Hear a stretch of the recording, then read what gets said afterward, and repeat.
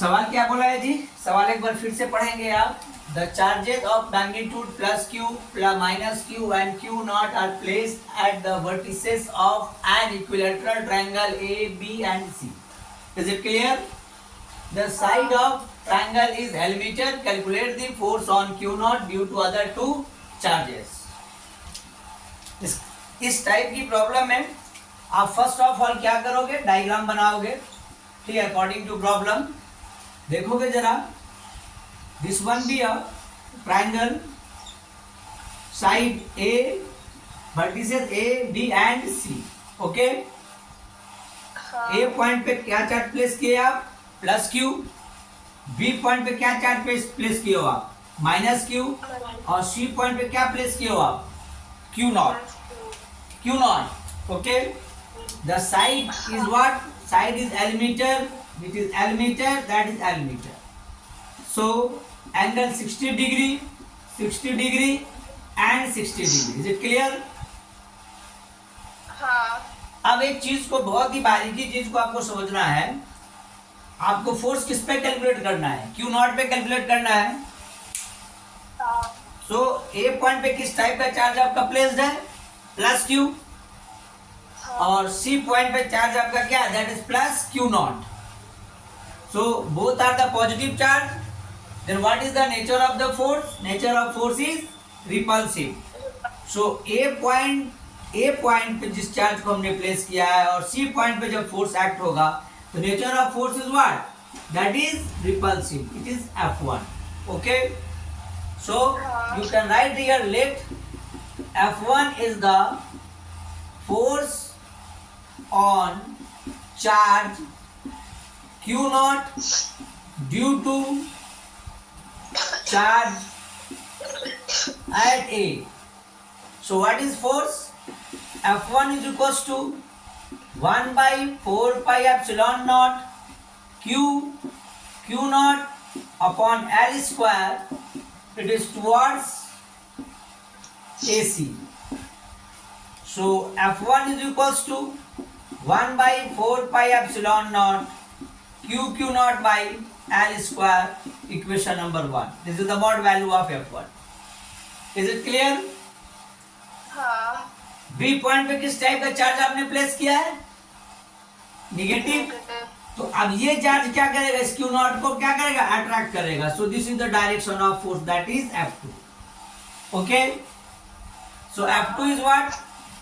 F2 is the force on charge Q naught due to charge at B. So F2 is equals to 1 by 4 pi epsilon naught Q naught divided by L square. What is the direction of the force? Towards CB. This one is very important. CB means the force is attractive in nature. अगर यहाँ आप BC लिख देते तो force क्या होता? वापस repulsive हो जाता। ठीक है, this is CB. Then what is the angle between F1 and F2? It is 120 degree because exterior angle. ठीक है, ये एंगल 60 डिग्री है तो ये एंगल कितना हो जाएगा आपका? 120 डिग्री। तो दो वेक्टर के बीच में F1 F2 के बीच में एंगल कितना हो गया? 120. So this is the value of the resultant, that is F. तो आ जाओ आप, यहाँ पे मॉड वैल्यू ऑफ F2 क्या निकलेगी? Mod value of F2 equals to 1 by 4 pi epsilon naught Q naught divide by L square. Equation number 2. Is it clear? हाँ। अब एक चीज को समझेंगे आप, आपके पास दो वेक्टर के बीच का एंगल कितना है जी? 120 degree.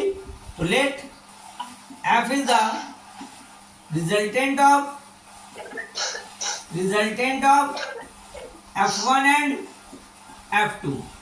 So you can say that F is equals to, under radical sign, F1 square plus F2 square plus 2F1 F2 cos 120 degree. Is it clear?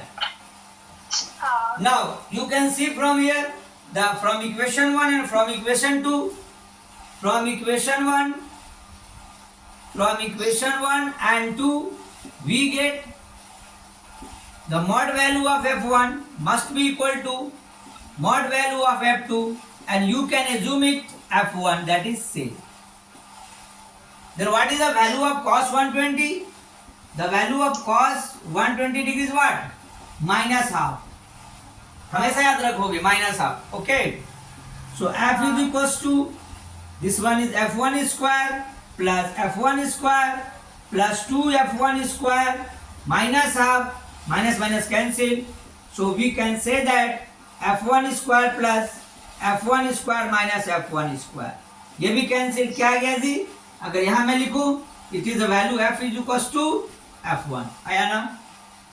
हाँ. F की वैल्यू क्या हो गई F1? अब F1 की वैल्यू कितनी है? This is the value of F1. You can place it. So what is the force on charge Q naught?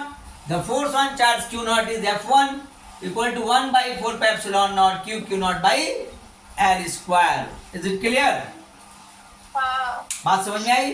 तो ये चीज हमेशा दिमाग में रखेंगे आप कि जब भी आप इस टाइप के चार्ज को आप प्लेस करेंगे, सपोज दैट एक पॉइंट पे आपने पॉजिटिव प्लेस किया, दूसरे पॉइंट पे आपने नेगेटिव प्लेस किया और किसी पर्टिकुलर पॉइंट पे आपने टेस्ट चार्ज को प्लेस किया है, Q naught is known as a test charge, तो नेट फोर्स की वैल्यू हमेशा आइदर ऑफ द फोर्स के बराबर होगी, आइदर F1 और F2 के बराबर होगी. ठीक है, एमसीक्यू में ध्यान रखोगे आप. ठीक है, और अगर तीनों वर्टिसेस में आपने पॉजिटिव चार्ज को प्लेस किया है तो जो नेट फोर्स की वैल्यू होगी वो स्क्वायर रूट ऑफ 3F के बराबर होगी, मतलब √3F के बराबर होगी. Is it clear? ये चीजें जब एमसीक्यू आप देने जाएंगे तो क्वेश्चंस को सबसे पहले पढ़ के देखेंगे कि इस जगह पे चार्ज का नेचर क्या है. ठीक है, अंधेरे में तीर नहीं मारोगे, चार्ज का नेचर क्या है. तीनों चार्ज मेरे पॉजिटिव है, ना कि कोई चेक चार्ज मेरा नेगेटिव है, because direction is very important. ठीक है, और हमेशा एक ही चीज दिमाग में रखनी है आपको कि फोर्स का ओरिएंटेशन किसके ऊपर डिपेंड करेगा? टेस्ट चार्ज के ऊपर डिपेंड करेगा, क्योंकि हमें फोर्स किस पे एक्ट कराना है? टेस्ट चार्ज के ऊपर एक्ट कराना है. बात क्लियर हुई? हाँ. चलिए कॉपी कर लीजिए इसको.